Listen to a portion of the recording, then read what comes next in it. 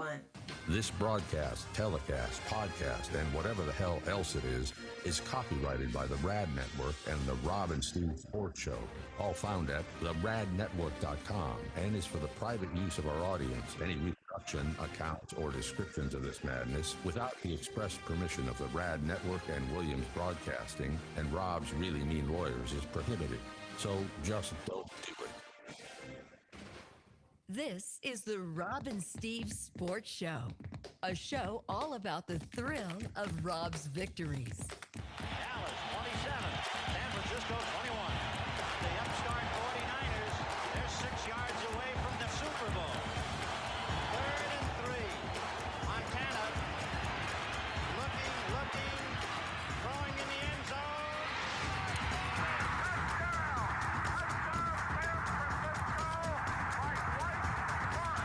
White Clark is 6'4".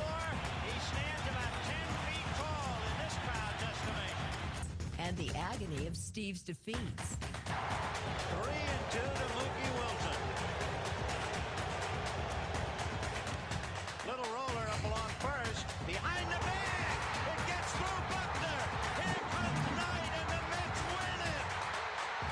But mostly, it's about sports. And nothing but sports. Onside kick. Second half. And the ball bounces off the hands of the Colt. And it looked like the Saints had it for a second. And Saints football. They recover the onside kick. What a fearless start to the second half. Really unbelievable decision. And now, the Rob and Steve Sports Show. We've got about half a dozen, I think it's actually 7, Major League Baseball games that are either already started or will play during our show. A lot of teams off tomorrow. There's only 5 games tomorrow. Teams traveling, getting ready for a big weekend. One of the games, the Yankees are hosting the Pirates. They're in the bottom of the 4th. There's no score. Garrett Cole has a perfect game through 4 innings. It's not news. I just noticed that. The reason we talk about that around the 7th. The reason I bring it up, one of the pieces of news that made eyeballs grow this morning, Max Fried will come off the injured list ahead of schedule to pitch for the Yankees today in the second game of their day-night doubleheader against the Pirates. I've really enjoyed the last 2 days getting angry texts from, amongst other people, my mother, but also friends who are fans who are mad at weather. Please don't yell at me about rain delays and postponements. I don't control the Northeast weather. I see everything getting rain now. Where can I watch? Go to ESPN.com. It'll tell you what's available. Anywho, we've got a lot of doubleheaders going on here. The ace left-hander Max Fried has been sidelined since May 14th because of a left elbow bone bruise. Yesterday's game postponed. Yankees announced Garrett Cole would start the opener. 4-inning perfect game, Garrett Cole. And Fried is slated for game 2. Said Yankees manager Aaron Boone, this sets us up from a starting pitching standpoint in Philadelphia and beyond as he looks forward to the weekend series against the Phillies. He says Max was on board for it. Fried, 4-3, 3.21 ERA in his 10 starts this season. Will Warren was supposed to start last night. He's going to start on Friday against Philadelphia, and then the Yankees will throw Cam Schlittler on Saturday. There they are, Steve. The Yankees, they are 2 games behind the Tampa Bay Rays. Aaron Judge, you went through the list yesterday. When's everybody coming back? We mentioned Fried. They've got others that are lying in wait there. They've got Garrett Cole right now with his perfect game through 4 against Max Keller, who's also got a shutout going. And then the late game, Bubba Chandler, Max Fried, Yankees overall. What you got? Yeah, the Yankees, and you didn't mention Carlos Rodon is supposed to be back the beginning of August. As you stated, Max Fried was scheduled to make a rehab start last night. They wanted one more start in the minor leagues. I think due to the doubleheader, they said, heck with it. We're facing Bubba Chandler in game 2, who has not been good this season. So maybe we can get him up here, get him into our rotation, and settle him down and make a run. Yankees got to do it with some pitching. You look at this, and Jazz Chisholm is swinging the bat better, but they're 2 prized rookies that, a couple of years ago, the Yankees had stated were untouchable in Spencer Jones and Jason Dominguez. They're just not producing. And that gets into that argument as we're rolling into, the trade deadline is these prospects. You see so many times that teams hold them with such high regard. They're untouchable. We're never going to move them. And, and then they don't quite perform at the major league level to anything like that. And they were talking in this Yankee game because I think it was the Garrett Cole who got traded to the Astros. In that time, Yordan Alvarez was on the table to go to Pittsburgh, and the Pirates did not pick Yordan Alvarez. That's one of those, I'm sure they'd love to roll that one back and say, hey, look, we'll take Alvarez and put him on this Pirates team. But just, this is where the trades and all that are so unpredictable. You don't know immediately who won the trade. It's going to take several years. And the Yankees, though, right now, I think they have to go out. They're looking at a catcher. That's been the big rumbling, is they want a power hitting, very good catcher, and that's where Hunter Goodman comes into the conversation. Shea Langoliers, as you want to keep up. And if that's the case, A's just sign Langoliers, put him in a 5-year contract, something like that.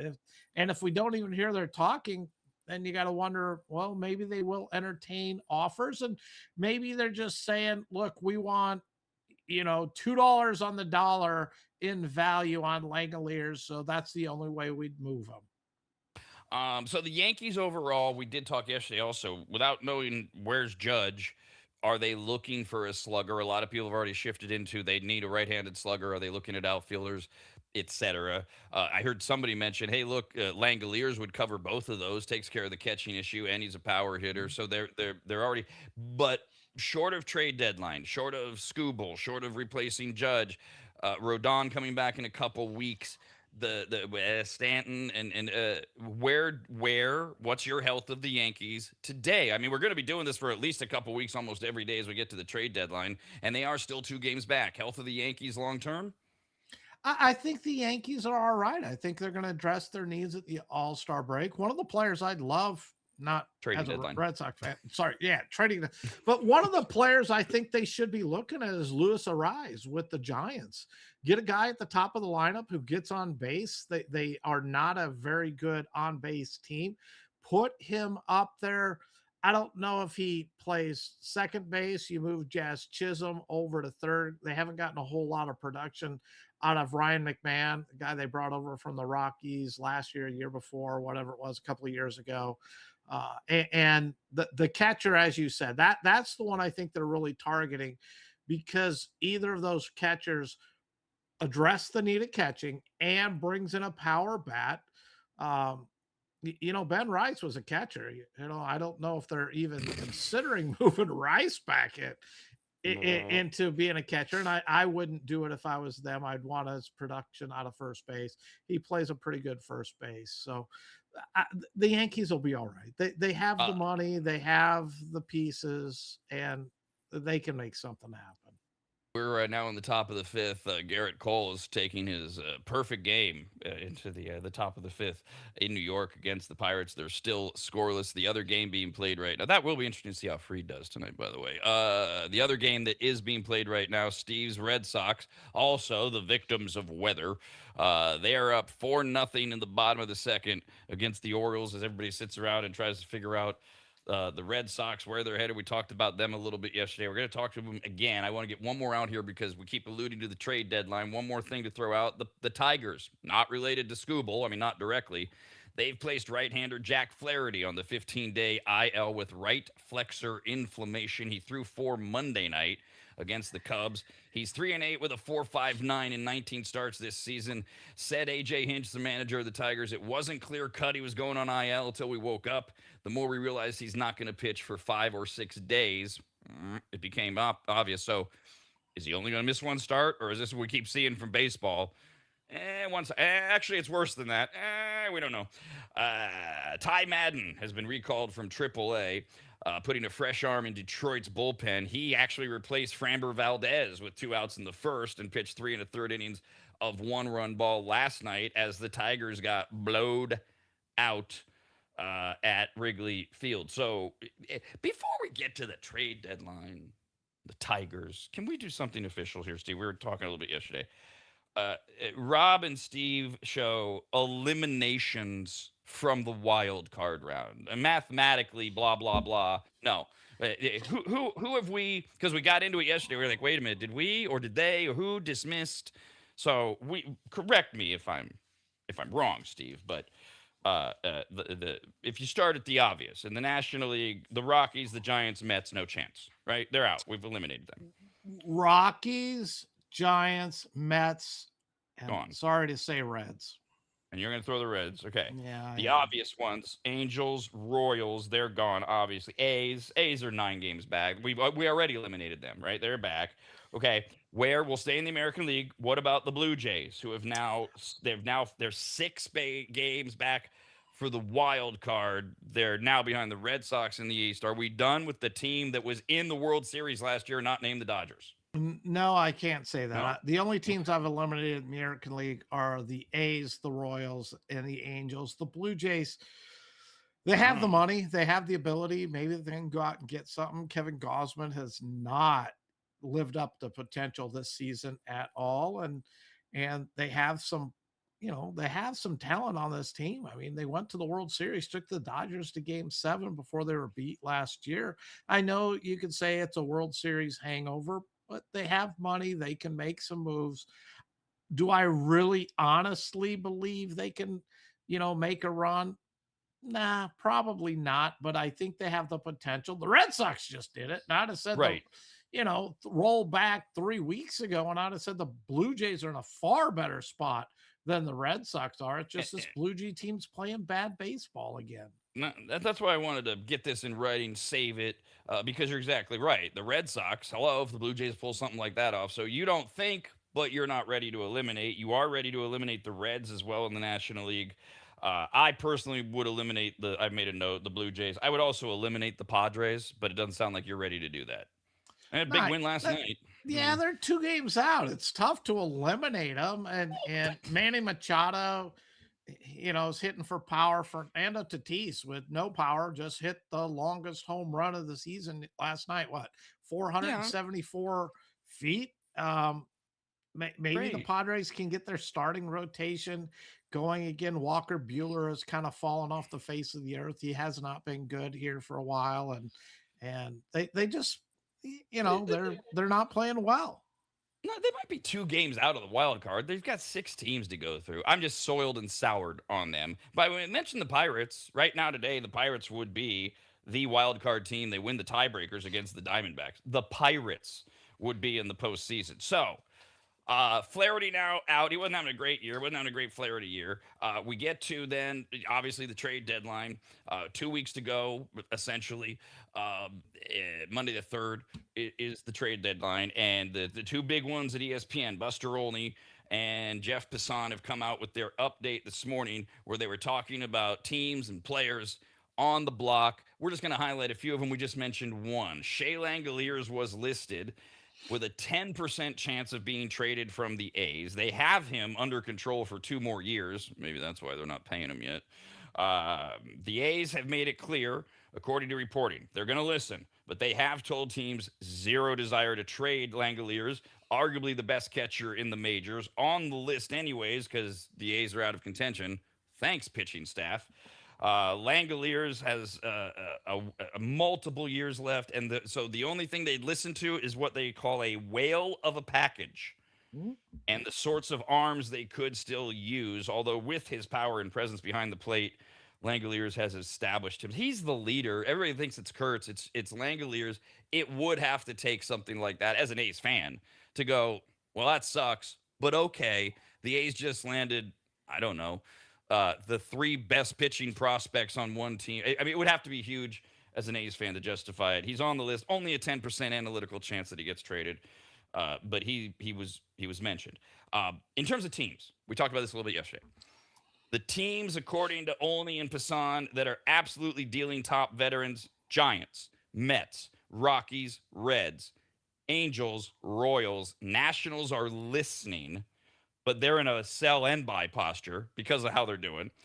The A's are not going to move core players unless they're overwhelmed. And then you got your in between teams: St. Louis, Arizona, Houston, Toronto, San Diego, and we mentioned Detroit. So Steve Tariq Skubal is the number one name. Now Flaherty's on the DL. Detroit is sitting there. Are they going after the division? Are they going after the wild card? They have a better chance to win the wild card or the division than the wild card. They're 5 games out in the American League with 5 games ago. The whole 5 teams they have to beat. The whole thing with Skubal for me has been see how you do. Wait, and we both think either way the Tigers are going to keep him. The Tigers have to be teetering on God, I would hate to be in the Tigers front office because they really are.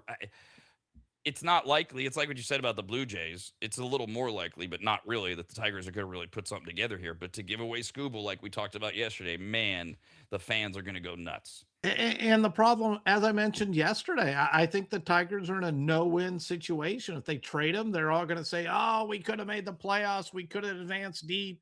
You gave up on the team. You moved on. And if they don't trade him and they keep him and they don't go deep into the playoffs, they're all going to be screaming on how you've taken away our future. We could have built on this and possibly would have been contending for the next several years. And my understanding from various sources that I read, the Tigers are looking for a pitcher that is pitching and performing right now at the major league level, because if they're going to move Skubal, they want to see if they can stay in contention. And they need an arm who's able to contribute this year. And in addition to that, they're looking for, I believe it was 2 more top pitching prospects or top prospects to go along with that pitcher, because they're hoping that with the return that they get, they're going to be able to continue to try to compete this year, but it will also set them up for the future, which is why I say they're really trying to thread that needle here. And I just don't know. Is someone going to give up a pretty good arm that's pitching in the bigs right now and 2 top prospects when we know Skubal is going to test free agency? That's a really high price, I think, for a 2-month rental. You're getting him August, September, hoping that you make the playoffs and he can contribute in October. That's where I think the Dodgers are able to roll the dice, make this happen. As much as I keep saying I'd love to see the Red Sox do it, I don't think they can. I don't think they can, because they're not going to sign him. I wish they were, but they need to know, look, we're willing to go up to $500 million for him before you make that trade, and we have to sign him if we're going to make it. And I just don't see the Red Sox, the way they've been over the last several years, be willing to tie up that kind of money in a long-term deal in order to get him. I believe Casey Mize threw on Sunday, and he ended up coming down with an injury. They're looking at him as day-to-day, but if you've just lost, Flaherty out of that rotation, if Casey Mize is battling an injury, and who knows, he may be able to make his next start and move forward, and it's not an issue. But if you go and you lose a Casey Mize on top of it, even with Skubal, I mean, what kind of run are you really going to make? Framber Valdez got absolutely destroyed yesterday's game. He didn't even get out of the first inning, and he was your big free agent that you signed to pair with Skubal to make that serious run at a World Series, and he has not performed anywhere close to the amount of money that you put out there. So again, as you said, I'd hate to be in this Tigers front office. I think they have to seriously ask themselves, can we be a threat in the postseason to win a World Series? And I think if they're being honest with themselves, even with Skubal, they cannot, which is why I've been saying now for the last 3 weeks or whatever it's been, they have to move on. And I understand waiting, as you keep pointing out, and I've never said you got to trade him in the middle of July, but you have to say and have on your mind, look, we're 95% sure we're trading him. We're just now listening. And once we get an offer that we really love, then at that point we have to move him on. I do love the attempted sales pitch, the PR pitch of the Tigers. If they trade him away and they get a young starter who's performing for a lackluster team this year, they get to say, Well, yeah, but we're still going for it. We got rid of Scooble, but we got this guy to go for it. We got two other. Those things never work out with the fan base. But Passan and Olney are reporting the teams realistically in the hunt still for Scooble are the ones you'd expect: Dodgers, Braves, Brewers, Cubs, Phillies, Rays. They've eliminated the Yankees from going after Scooble. I mean, they're pretty solid. It looks like if their pitching's healthy. People still believe the Dodgers are the most likely to do it if they want to do it, because you get into teams like the Brewers, the Rays signing Scooble. That ain't likely. So who's really in the mix? That's the reporting on the Scooble front. And where do the Brewers go if they do go and give up 3 or 4 top prospects? I mean, the beauty of this team is they've been able to, as the players come close to free agency, Devin Williams, Josh Hader, Peralta, we can go on and on. They move them on and get more prospects. To give it all up for 2 months, I as much as the Brewers fan base is, look, we got to win. We're tired of just making the playoffs like the Steelers. At a certain point, though, they know they're not signing him. There's zero chance they sign him. And let's say they do sign him to a monster contract. Well, Mizorowski keeps going from there. Are you going to tie up as we hit the salary cap into 2 pitchers and Skubal and Mizorowski, and that's pretty much going to take up your payroll? I don't think they're going to go there. And that's why they may be listed, but I think that's media and their hope saying this, not the real baseball experts and all that. If the Brewers were to do it, and the scuttlebutt on the Brewers is they have an extraordinary front office scouting team. This is one of the teams, along with the Howardians, where everybody's trying to scalp, to steal all their execs, all their scouts, because they've just put together this incredible organization. But if the Tigers were to go down the route of getting rid of Scooble and the Brewers pick them up, then the Brewers, with that elite front office, they're saying, they're pulling the NFL thing. This is it. This is our chance. We've got Miz. We're going to limit him. We're going to bring in the best in baseball. We're going for it. If we don't win it now, we're going to have to do something a lot different. I'm not saying I agree with the decision. That's the only way I could justify it is, hey, we're Milwaukee. We can get into the playoffs. Steve and Rob keep pointing out we can't go long. Boy, if we've got Scooble and Miz, and we could, it's all this year. And then if it doesn't work. But as you said, if it doesn't work, though, everything this team has been doing, and they've been unbelievable. You could argue they're the best organization in baseball with no money. I put the Rays up there and the Guardians up there. But they've had a plan. They've stuck to it. It has made them competitive. Every year, preseason baseball, we're like, the Brewers, are they really going to do it? And although they lost last night, so they don't have the best record in baseball. And every year we sit there and it's like the Brewers have the best record. They're winning their division yet again. So it would go against everything they've done. And where does it go if it blows up? Because we know they're not re-signing them. So now you've mortgaged everything in the future. But for me, it's much deeper than that. It has gone against everything they have believed in and built for the last 8-10 years. Are you really going to blow it up for Tariq Skubal for 2 months? I can't believe the franchise would do that, even though I have to believe their fan base is getting a little impatient. By the way, the Yankees remain, they're playing, but sorry, Garrett Cole has lost his perfect game. In fact, they're losing 2-0 now to the Pirates. This is the first of a doubleheader in New York. The Red Sox still winning, but now 4-1. Second on the list of only and what's his name? Passan's. This is where we're at with the trade deadline. Is Byron Buxton of the Twins, who has shot up, they say, because of the need for an elite runner, a defender, loud bat speed. He's older, early 30s. Everything everybody thought of Buxton has come true, except for the damn injuries and the durability being the negative. The Twins have him for 2 more years, $15 million a year. Would he fill a gap for Phillies, Padres? I'm still not convinced the Padres are buying anything. Diamondbacks, Braves, Rays, Cardinals, Yankees, Rangers. There's what, almost half the league, actually 8 teams. that they say are focused because there's so few hitters. You've mentioned a couple, but there's if you've got a dozen teams and they're all vying for we need hitters, we need power, we need speed. There's only so many. This kid is really shot up.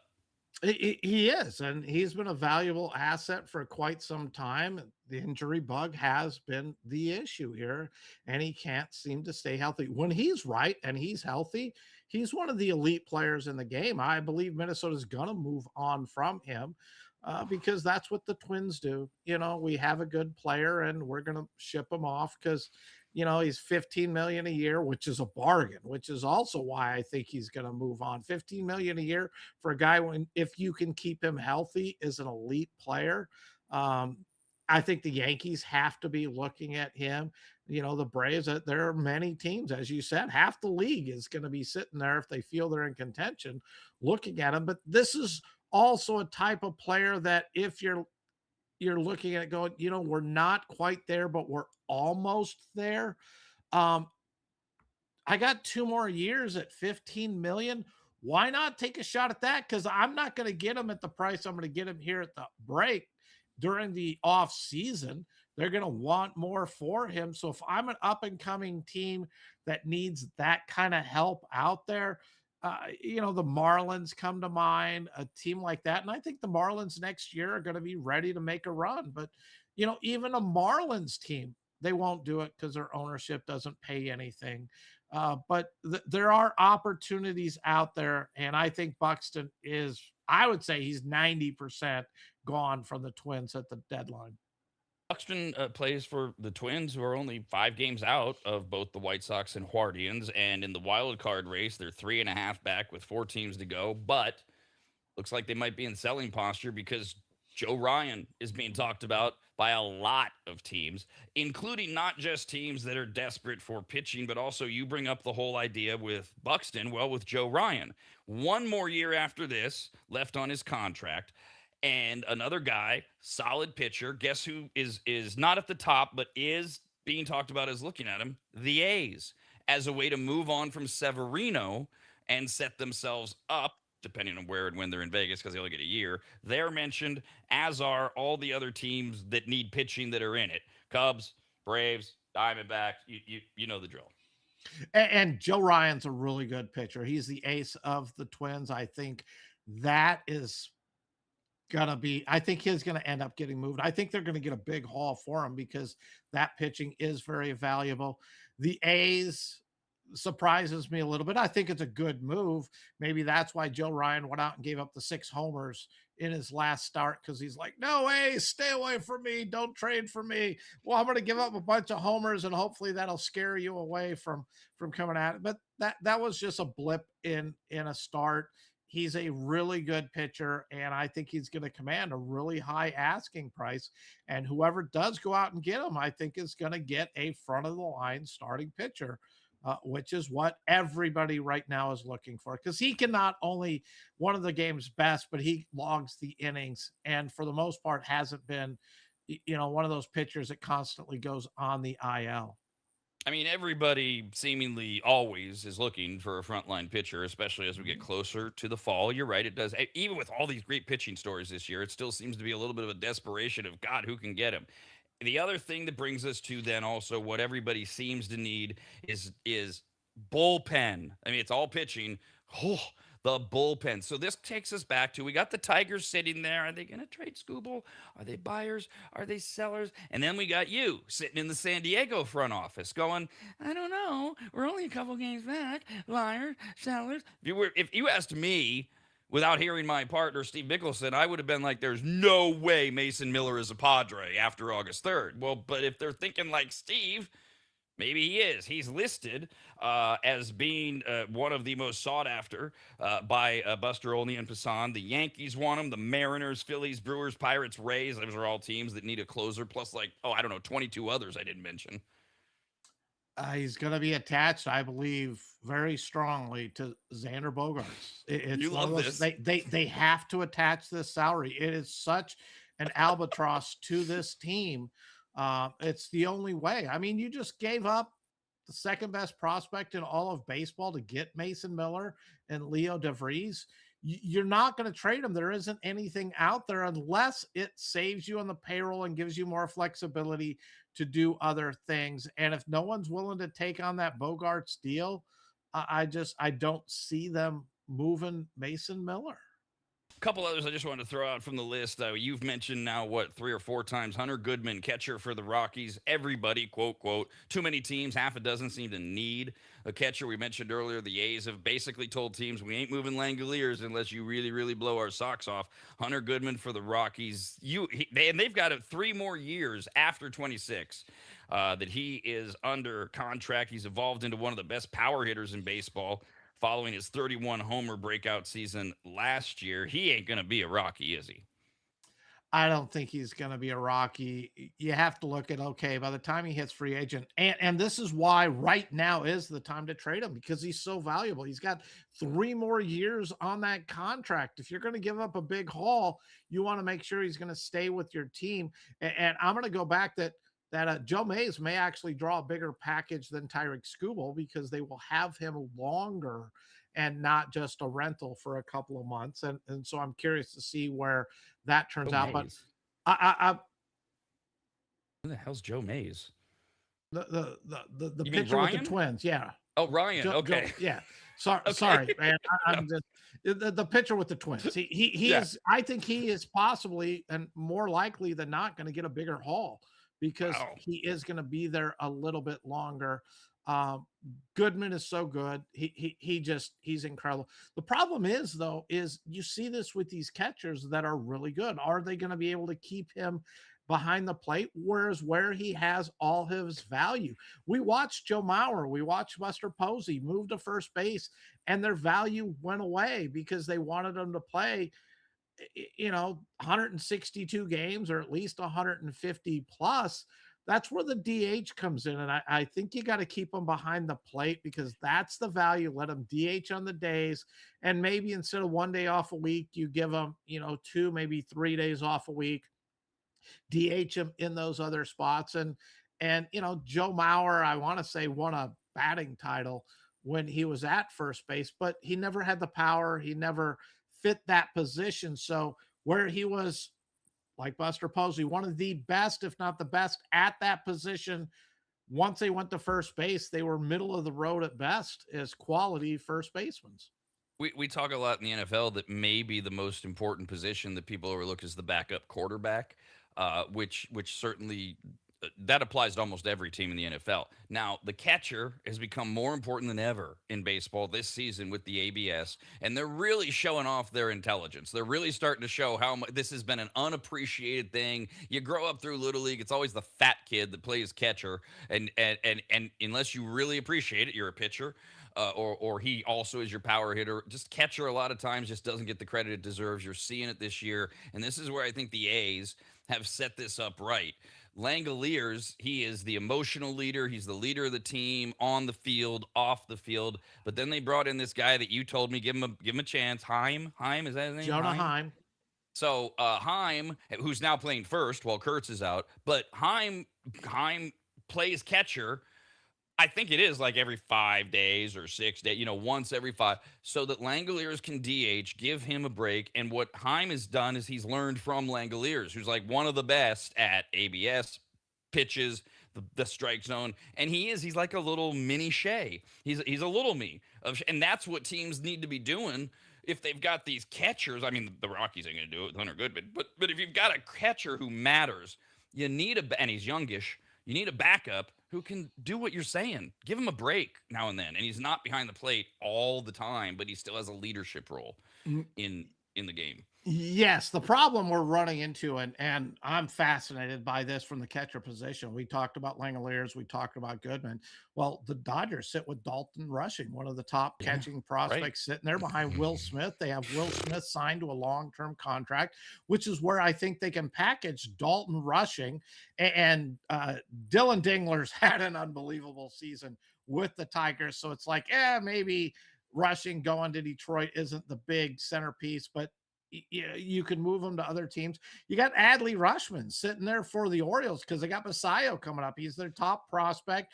He's hitting the ball well. And as you said, Basayo's catching, 1 or 2 games a week, and then he's DHing because he is such a talent. How long are the Orioles really going to hold on to that? Where I like what you're saying, because I think, like the quarterback position, you need 2 quality catchers. It's just when your other catcher's a young star, you already have the established veteran who's making his money. And when he comes up as a young star, it's tough to hold on to both of them because Rushing deserves to play every day. And he's showing it with the Dodgers. He's playing every day with the Will Smith neck injury. But Adley Rushman, he's out in Baltimore. I think he's going to get moved. So it's interesting to see all these really good young catchers, I think, that could be moved at the break. You mentioned when we started this, as Olney and Passan came out with the report today, and the Giants are listed as they're selling. And you mentioned Arias, and the only other Giant that made the top 20 that they were talking about, because I would have thought they had half a dozen almost, was, we talked about him yesterday, Young-Hoo Lee, but both of them high up on everybody's list. In fact, Arias has a 95% chance of being traded, according to Olney.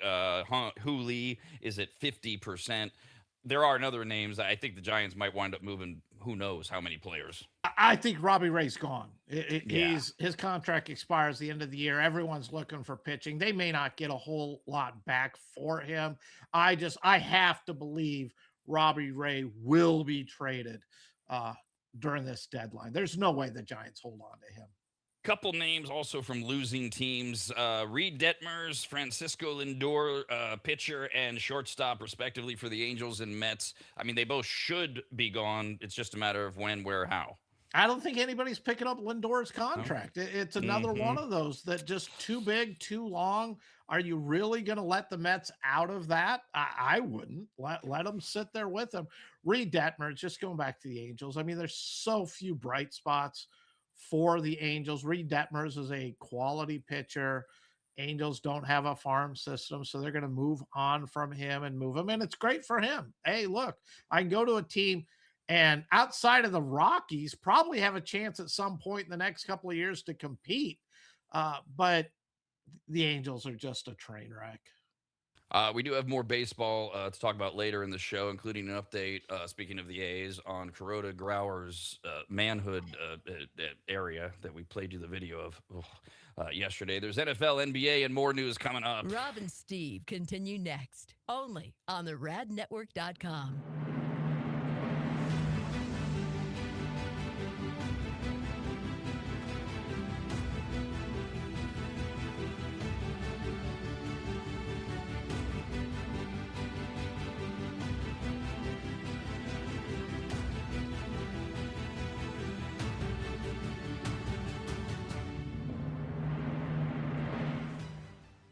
The first time Corey walked into my home, I came around the corner, extended my right hand to shake it, and said to him, "Wow, you're big." And that would be Corey from QuickDumpsters.com. Quick is spelled wrong intentionally. Quick, Q-U-I-K Dumpsters.com. That's QuickDumpsters.com. Corey's yet another maggot launching his own locally owned and operated business, and boy, did I need him, and really we all do. Things pile up, you get frustrated, you keep saying, "We need to make a dump run." Pretty soon it's more than a dump run, and now you need to rent a truck or have one of those ugly upside down box cars parked in front of your house that you fill up yourself. Or you do like I did, you call Corey at QuickDumpsters.com. In my case, my house had fallen into complete disarray as my late wife Christina had lost her 2-year battle with congestive heart failure, and amongst the many things left were gathering her things and finding what to donate, what had to just go in that pile of stuff where we were both going, why did we ever buy this?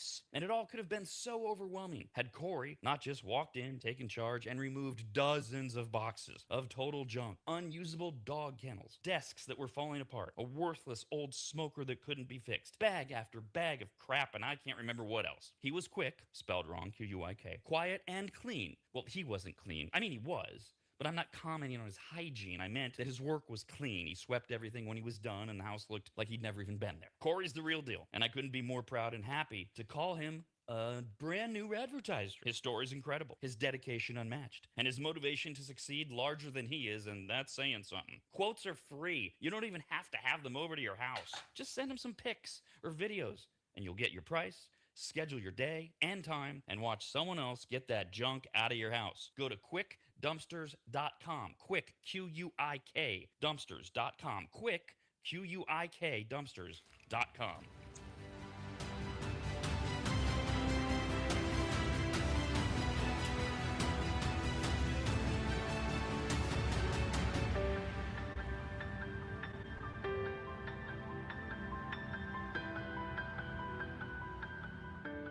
Longtime maggots will remember Greg from MAP, M-A-P, as in Maximum Athletic Performance, which guides you to better output through better ingredients, also known as nutrition. Greg has been on the Rad Show many times and will be again, as he simplifies nutrition and helps us all understand what actually works when it comes to fueling our bodies, almost all of which can be found at maptrition.com. Every product is formulated with clinical precision and backed by science and purpose, and maptrition.com has something for every fitness level, even those of us who barely have a fitness level.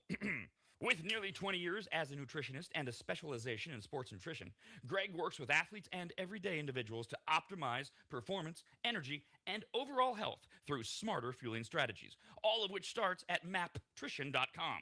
At the very least, we should all be taking daily multivitamins, and Greg has his formulated for exactly what a man or woman's body needs. Protein is in, but maybe instead of getting yours from mac and cheese with extra protein, you get it from maptrition.com. And of course, all things workout, training, and exercise are available as well. From pre-workout to creatine and other muscle builders to recovery supplements and more, all at maptrition.com. From morning breakfast essentials to post-workout recovery and everything in between, maptrition.com's full range of supplements, proteins, and wellness products are built to power your journey from start to finish.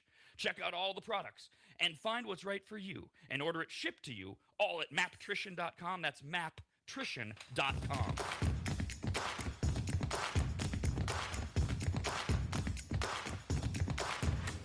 Just like you, they dreamt of hitting the game-winning homer to win the World Series. And just like you, well, you know. Once again, here's Rob and Steve on the Rad Network. Quick updates on the Diamond. The Yankees are in the bottom of the sixth. They are losing 2-0 to the Pirates, and the Orioles are down 5-2 to the Red Sox. We got a bunch of doubleheaders today, making up for the weather. The Mets have just started their 1-0 against the Brewers. Giants and Royals, no score after 3. Let's move to the NFL. We've been talking about the Arizona Cardinals. And outside of the Cardinals, there are 4 unsigned rookie quarterbacks left in the NFL, including Fernando Mendoza, Ty Simpson, and Drew Aller, who's slated to go to the Steelers. The other one is now signed via Ian Rappaport of the NFL Network, and this adds a lure to another story. The Cardinals and quarterback Carson Beck have agreed to terms on a 4-year, $7.5 million deal. The amount wasn't in question because that's slotted in.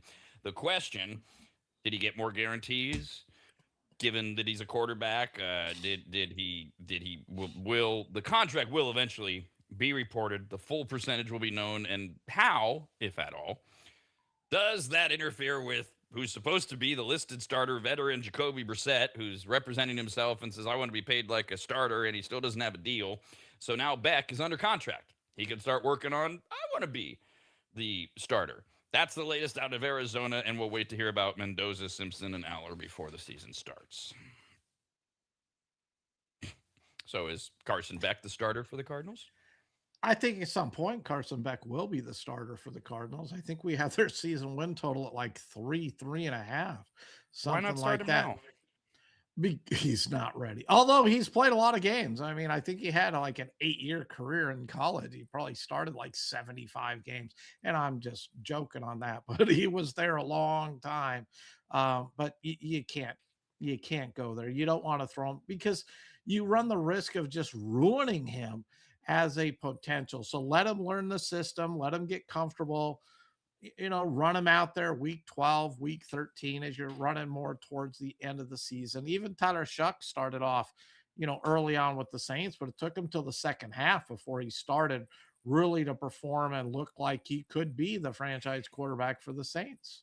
And you alluded to them, according to our completely unofficial game-by-game predictions, way too early in June. We've got the Saints winning the South with a 9-8 record. The Cardinals, I did confirm, we had them at 3-14. Maybe because again, those are unofficial. Maybe come September, we will reevaluate and go, whoa, Carson Beck. Now that they're 4-13, but that we'll see. All right, Steve. I know you hate trivia because your terrible old man memory. I would not have gotten this. But you like short-term stuff, right? You think, modern No, stuff. I'm terrible at modern stuff. Oh. I'm much better at old, short, long time ago. Give me something from the 70s and I'm probably pretty good at it. Now, if you would ask me this question, I could have described him. Can you tell me the name of the MVP of the most recent Super Bowl? Like Sam Darnold? That would be a name of somebody that played in the But Super Bowl, but he was not named the MVP of the Super Bowl. Kenny Walker the third. There it is. Yes. Kenneth Walker III. I would have said it was the running back guy. That's what I would have said. Oh. Kenneth Walker III was named the MVP, carried the ball 27 times, 135 rushing yards. First running back to win the award for Super Bowl MVP in 28 years since this one, Sid's MVP Super Bowl. Terrell Davis. Terrell Davis? In 1998. You got it. All right, now, here's the thing.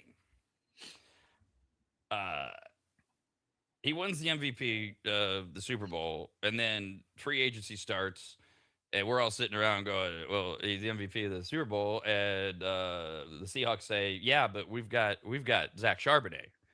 And even though he was hurt, I mean, he played 12 games. Zach, we're not going to, because now the Kenneth Walker III, the MVP of the Super Bowl, is going to want a lot of money. So he signs with the Chiefs. 3 years, $43 million to be the running back for the Chiefs. Well, then comes this morning. Seahawks running back Zach Charbonnet, who did miss the playoffs after tearing his ACL in the divisional round. He and the team have confirmed he ain't even ready to practice.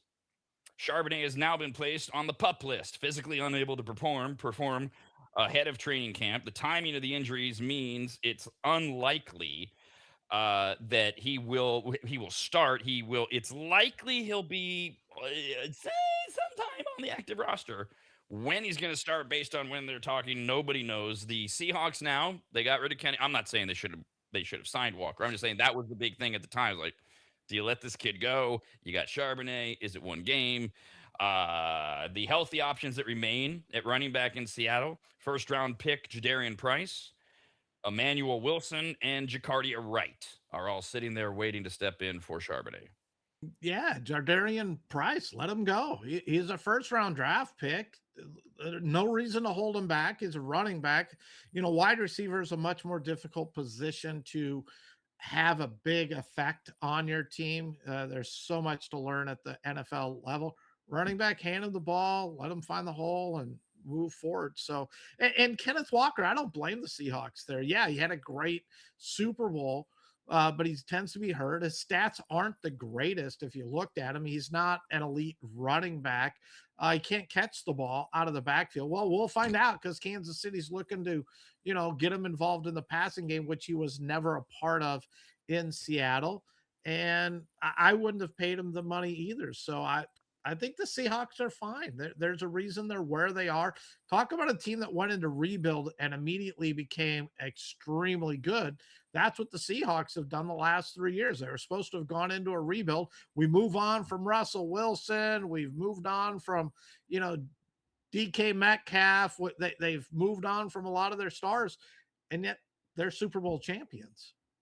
That was the rub on somebody or why that was the defense. Why the Seahawks wouldn't keep Kenneth Walker was people saying take it out of the Seahawks realm.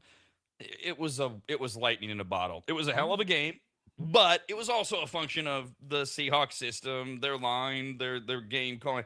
It ain't so much, and I agree with all of that, but I also do think it was a hell of a signing for the Chiefs. I think that's a great spot for him and a great spot for the Chiefs just to have him around if he can catch the ball. You're right. That's part of it. Now, as a Niner fan, I cannot go along with anything positive you said about what will happen to the Seahawks. I think Price is going to be lame. He's going to fizzle out. Seahawks will probably be 0-5 to start the season. So that's my take on. And what do you have the Seahawks winning? Your season win total? Yeah, I have that. I have that. In fact, I have it right. I believe you have it right there. That's why I asked you that question. But if you have them starting 0-5, then what are they going to finish like? Hey. That's why these were unofficial. Remember, we said, I was protecting you too, pal. We said we have the whole summer because injuries might, look, if Patrick Mahomes is out for the year because he practices too early, we might not believe whatever we come up with we already did. We had the Chiefs at 10-7. We might bump them down. No, but would you have the Seahawks? I'm getting there. Oh, And there hasn't been any injuries other than Charbonnet going down, which isn't that big of an injury. However, these were done weeks ago. Charbonnet is hurt, and the Rams now have Myles Garrett, so it might change. Okay. We both butt face. We both had the Rams and Niners at 12-5, and the Seahawks at 13-4.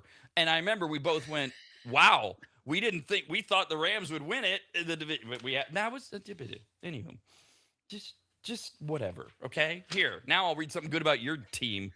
You have to be excited about this. Detroit Lions tight end Sam Laporta has been cleared for training camp. 25-year-old underwent microdiscectomy last season to repair a fully herniated disc. Had that. That's a fun one. He finished last season with 40 receptions, 489 yards, 3 touchdowns. He'll become an unrestricted free agent after this season. I know you liked Laporta before the injury, and this isn't an injury that should sideline his career. He should be good to go. I'm hoping, because this offense, when he was a big part of it, was electric. I mean, we saw a couple of years ago how good this offense could be. You couldn't take St. Brown out of the game. Williams has stepped up, even though I don't care for his character a whole lot. And we're going to see what Tesla can do. But you need Laporta. So much is built around the tight end in this offense. And Laporta being healthy and being able to return to the all-pro tight end version that he was prior will be a big boost for the Lions offense. And they're going to need to score a ton of points, because that defensive secondary is looking to be in more and more trouble. Really? Okay. See, you might change your actual win-loss count when we get, because for the Lions, Steve's Lions, we had that. Steve had him at 13-4. I had him at 14-3. Either way, winning the NFC North over 12-5 Green Bay and 10-7 Chicago. I bring this up because the Packers, we're still waiting to hear what the hell's going on, right, officially with Josh Jacobs in terms of on the field. They are not stepping back in terms of growth. They have locked up another starter beyond this season, came to terms with defensive tackle Devontae Wyatt on Monday. They agreed to a 3-year, $57 million contract and a $20 million bonus. Last week, they signed linebacker Isaiah McDuffie. They have also done contract extensions this offseason, the Packers have, with Jaden Reed, Christian Watson, 2 wide receivers, and they are now turning their attention towards tight end Tucker Kraft towards a long-term deal. The Packers, Matt LaFleur, to me, is like the next Nick Sirianni, and I can't get excited about the Packers' future yet, but they're signing. So, like, in the 5-year plan, do you like where Green Bay's set? I do, but I think they have to figure out what Josh Jacobs is doing. I like their wide receiver core, Watson, Reed, and Golden. You go too deep with Kraft and Musgrave at tight end. It's a pretty talented team, but they got to be able to run the ball. And this offense is built around running it successfully. And I'm just not sold that Chris Brooks and Marshawn Lloyd are going to be able to carry the workload to keep that offense running at its maximum capacity. Now, with us having the Lions at either 14-3 or 13-4, they're on our worst to first list. Literally, they were worst. But that also brings us to that time of the year where various things are coming out. So if you got 12 teams that go to the playoffs, or 14 teams that go to the playoffs, and you have 30 or 32 teams, then everybody else didn't go to the playoffs. So in the NFL, you got 18 teams that didn't go to the playoffs last year. So they come out with their list of the odds of the teams that didn't make the playoffs last year that will this year. Obviously, the Lions are like right there. They didn't make and so are the Ravens, which got me to say, well, wait a minute, before we go over the rest of that list, whether we do it today, we have not done a few more teams in the AFC, or a few more conferences in the AFC, including that AFC North, because the Ravens, by the way, the Ravens were the number 1 team on NFL.com that missed the playoffs last year and will be in this year. They also had the Bengals in there. They got a lot of AFC South. I mean, the Steelers were the ones that, okay, so allow us to see what we can do with the AFC North schedule, game by game, unofficial, because we have time to evaluate this throughout the year. throughout the summer. Sorry. All right, Steve. We're going to start with the Steelers. They were the first place team out of the AFC South. They've got Aaron Rodgers. We know how the Steelers now are, and we do this based on what we know of them, what we think is going to happen. What do we got as the Steelers host the Falcons to start the season? Win. Boy, that was a very, very confident win. They are at New England. Loss. They host the Bengals. Loss. Yeah. They're at the Browns. Win. Host the Colts. Win. At the Buccaneers. Loss. God. Then the Steelers host who we have winning the South, the Saints. Win. Really? And they host the Browns. Win. But the problem is I don't think they're going to sweep the Browns. They never do. The Browns play them so tough every year, and I think I already gave them a win over the Browns. So let's give them a loss. That's tough. I mean, the first 8 weeks you play the Browns twice, and then you don't see them again. You don't have them sitting there towards the end of the year. Yeah, you want to give – it doesn't matter. Do you want to give them the win at home or in Cleveland? Well, I'm saying I think I gave them the win in Cleveland, so let's give them the loss at home. All right, that's fine. Then Pittsburgh got their bye week 9. They come out and they go to Cincinnati. Loss. This is where it gets really difficult. This will be interesting. So let's see. Hold on, before I continue. After 8 weeks, we've got them at 4-4. The Steelers are 4-4 after 8 weeks. Okay. I mean, that's not bad. They're right on pace for their 8-9, 9-8 season. They come right out. They go to Cincinnati, loss. Then they go to Philadelphia. Loss. They host the Broncos. Loss. They host the Texans. Win. Really? Gotta give them something. I don't know what's that one. They're at Jacksonville. A win. They host Baltimore. A win. Because it's home and you're going to give them the other one to the Ravens. They host the Panthers. A win. They're at Tennessee. A win. And they're at Baltimore. A loss. That's too many. That's 10-7. I think they're 9-8.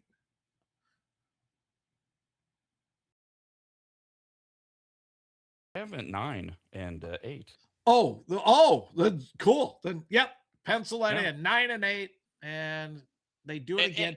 And they have the potential. This is the part that just frustrates me so much because I've said this over and over again. Let Will Howard go in quarterback. 9-8's doing nothing for you. There's like 5 of those 9 games that you could easily lose. So now you're going 4-13. You're getting a top 5 pick. You're going to land the quarterback that you want, and you're going to set your franchise up for success moving forward. I agree that it landed at 9-8, which is what they were last year. I also, as we were doing it, I mean, I could easily see them losing like half the games we gave them, depending on how Pittsburgh is structured and then how the team is structured. Like, will Tennessee be awful in week 17, or will they have been one of those surprise teams? Will they really split with the Ravens? I'm not convinced. I know why you do it, division and all that. Will they beat the Texans? I'm not sure. But we have the Steelers at 9-8. Next up. I want to add one more thing, because this would be disappointing to me if Aaron Rodgers just goes and they play terrible and they go 4-13 and they still get the pick, and we had to deal with Aaron Rodgers. If Aaron Rodgers is going to be there, I want them to pick, somewhere around 15th, right in the middle of the league. So it's too bad. You could have picked a lot earlier, but you're not getting a great draft pick because you went after Rodgers. So very spiteful. That's good. Yes. The Ravens. Then we split when they play Pittsburgh. Right? Was that Baltimore? We split them. Yeah, we split them there. Okay. They start the season. The Ravens do at Indianapolis. Win.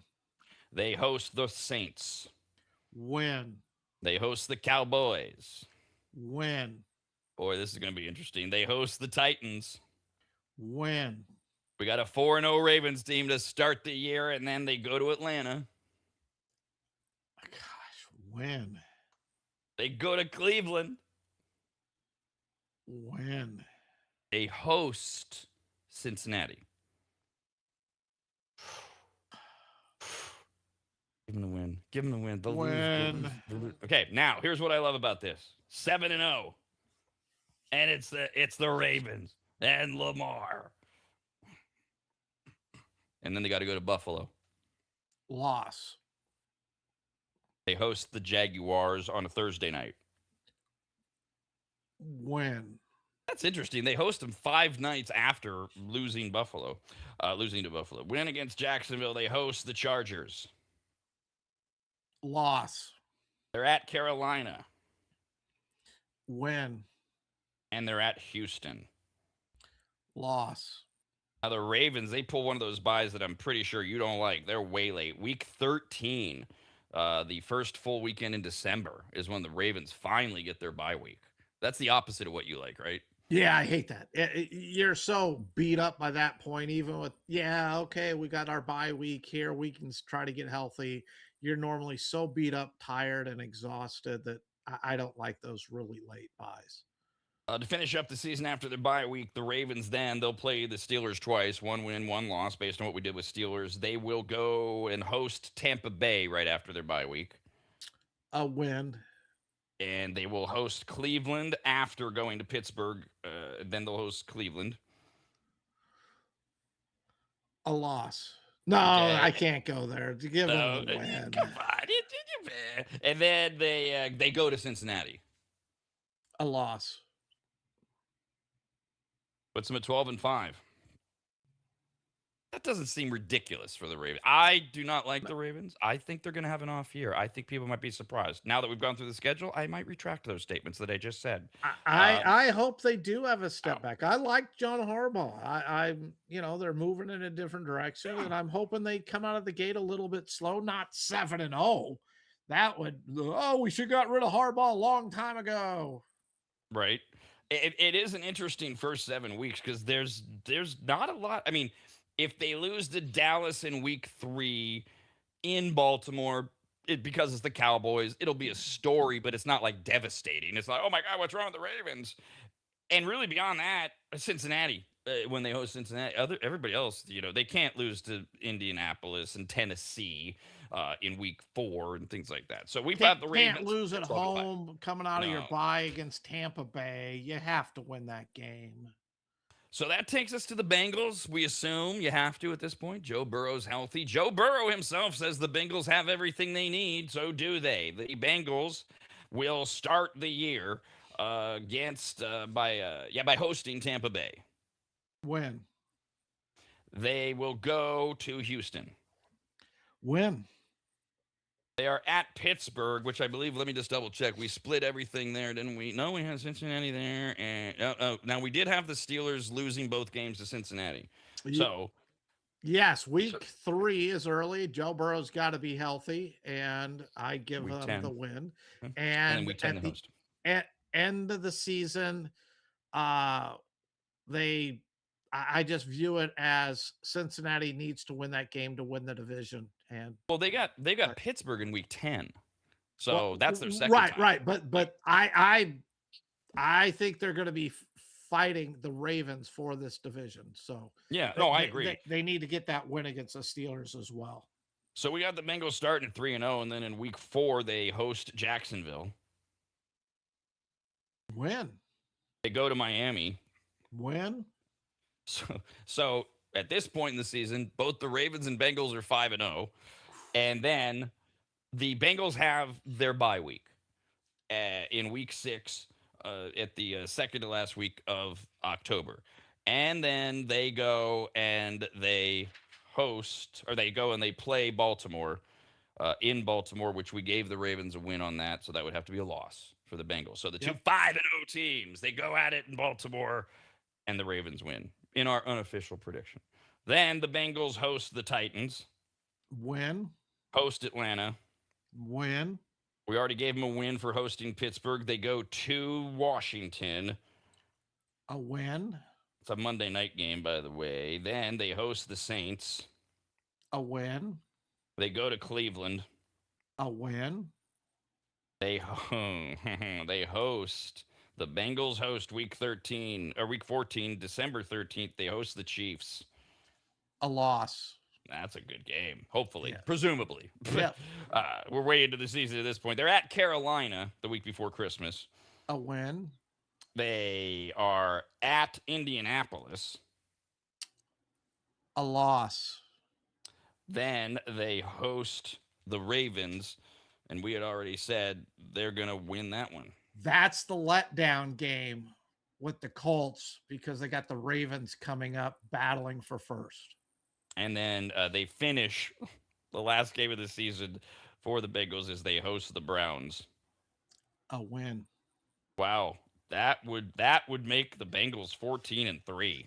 Yep. What? I'm telling you, I've been saying this. The Bengals, I think, are one of those dark horses to win the Super Bowl. They are, and I love them. I've talked to a guy again yesterday. I love the Bengals on the season win total. They're going to be favored in 14 of their 17 games, and their season win total is what, 10? I think it is. It's just. It's and if you need insurance, go to Kalshi. And how many games will Joe Burrow start and go play the over 9.5 or whatever it is, and that gives you your insurance to cover your season win total. And because if he goes down, your season win total isn't going to go anywhere. So you hedge it with that one. I think the Bengals this year are going to be one of the top teams in the NFL. By the way, Ben Rice just hit a 3-run homer to put the Yankees back in it. But he's not playing catcher. Now, now everything, though, that you just said, that's not the first time I've heard you say that. And it does wildly depend, as always, on Joe Burrow's health. Mm-hmm. That's the big question mark always, right, with the Bengals. Yes. And so you agree with Burrow that the Bengals have put themselves in position for everything they need.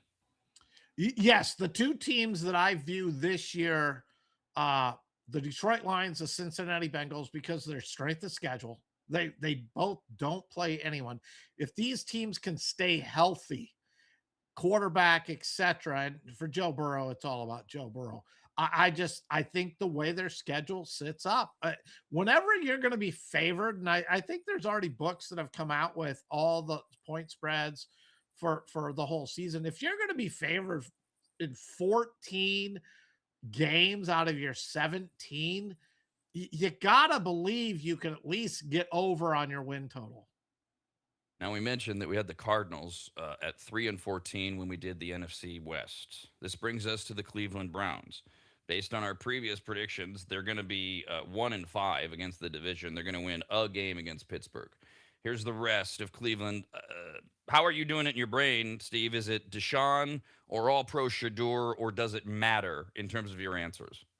I don't think it matters. I think you're going to go 3 quarterbacks deep on this team. I think Watson will start X amount. Sanders will start X amount. And I don't know if it's going to be Dylan Gabriel because he seems to be the guy forgotten here. I mean, he was drafted, in the 3rd round, and Sanders went in the 5th round, but yet all we talk about is that all-pro quarterback, Deion Sanders. Shador Sanders. Shador, yeah. The Browns will open up their season at Jacksonville. Loss. They'll go to Tampa Bay. Loss. They'll host Carolina. Loss. They'll go to the Jets. Win. After losing Pittsburgh. Sorry, they lose to Pittsburgh at home. Then they go to the Jets. You still say win, right? Okay. So the Browns started 0-4. Then they go to the Jets. Oh, the hype. And that's where all-pro Shador Sanders starts after they start 0-4 under Watson. So now they got high hopes with Sanders. And they go into New York, and all-pro Shador wins against the Jets. Then all-pro Shador, I assume, stays the starter as the following week they host and lose to the Ravens because we already said they would. Yep. They go to Tennessee. Win. They go to Pittsburgh. This is the one win against the division that we'd already given them. He's 3-1. Wow. Whoa. Wow. And then all pro shooter, they go into New Orleans. The Browns do. Loss. They host the Texans, who you have no love for. Loss. What's happened to you in Houston? We're going to get into that later. They host the Raiders. Ooh. Oh. Win. Ooh. What did we give the Raiders? I'll have to look. I have to go way back into my notes to see if we did give the Raiders a loss there. So you're saying Browns beat the Raiders. Okay. Bengals, they lose to. Then the Browns host Atlanta. Loss. They go to the Giants in week 15. Loss. They lose the following week at Baltimore. They host the Colts in week 17. Loss. And then they lose the last game of the season against Cleveland. It'll be much easier to count the W's on my list. They get 4 of them. So they're not as bad as the Cardinals, but we have the Browns winning only 4. And it was 13. 3 out of 4 in a stretch. And then they win one more game the rest of the season, which is where Dylan Gabriel comes in like week 15. Was it against the Giants? Yes. Week 15 is, yes, they're at the Giants. Week 15 is when we see Gabriel or whoever the third quarterback is. So we have them losing the Browns. They will go 0-6 to finish the season, and they will go 1-8 for their last 9 games, based on what we've predicted here. The Steelers will be 9-8. The Ravens will be 12-5, and I assume a wild card because we have the Bengals at 14-3, winning the AFC North. In our completely unofficial predictions for what's going to happen in the NFL, based only on schedules and what we know in the summer, we'll revise these as we get closer. We'll take a break. Could be right back. Rob and Steve continue next, only on the radnetwork.com.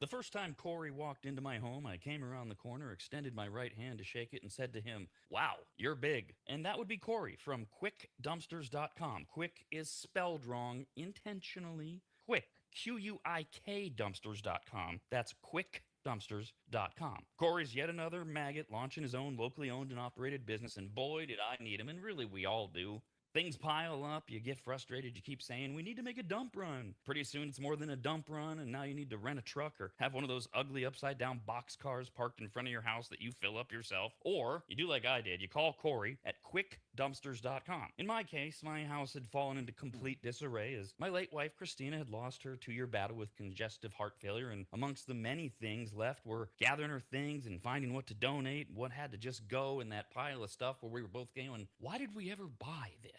And it all could have been so overwhelming had Corey not just walked in, taken charge, and removed dozens of boxes of total junk, unusable dog kennels, desks that were falling apart, a worthless old smoker that couldn't be fixed, bag after bag of crap, and I can't remember what else. He was quick, spelled wrong, Q-U-I-K, quiet and clean. Well, he wasn't clean. I mean, he was. But I'm not commenting on his hygiene. I meant that his work was clean. He swept everything when he was done, and the house looked like he'd never even been there. Corey's the real deal, and I couldn't be more proud and happy to call him a brand new advertiser. His story's incredible, his dedication unmatched, and his motivation to succeed larger than he is, and that's saying something. Quotes are free. You don't even have to have them over to your house. Just send him some pics or videos, and you'll get your price, schedule your day and time, and watch someone else get that junk out of your house. Go to QuickDumpsters.com. Quick, Q-U-I-K, Dumpsters.com. Quick, Q-U-I-K, Dumpsters.com.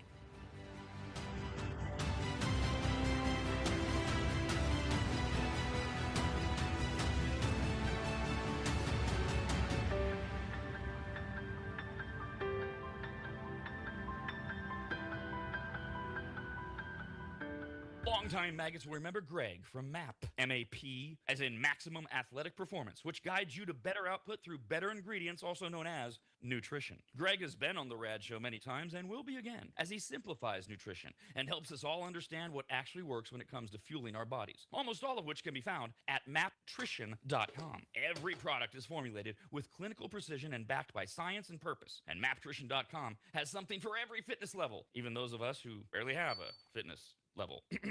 With nearly 20 years as a nutritionist and a specialization in sports nutrition, Greg works with athletes and everyday individuals to optimize performance, energy, and overall health through smarter fueling strategies, all of which starts at maptrition.com. At the very least, we should all be taking daily multivitamins, and Greg has his formulated for exactly what a man or woman's body needs. Protein is in, but maybe instead of getting yours from mac and cheese with extra protein, you get it from maptrition.com.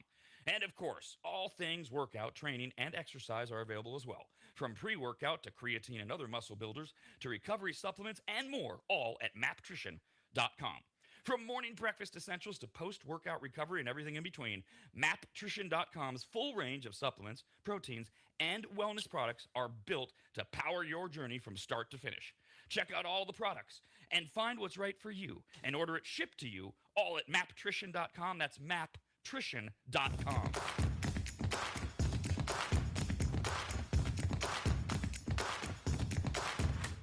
At the Rob and Steve Sports Show, we only support responsible sports betting and gambling.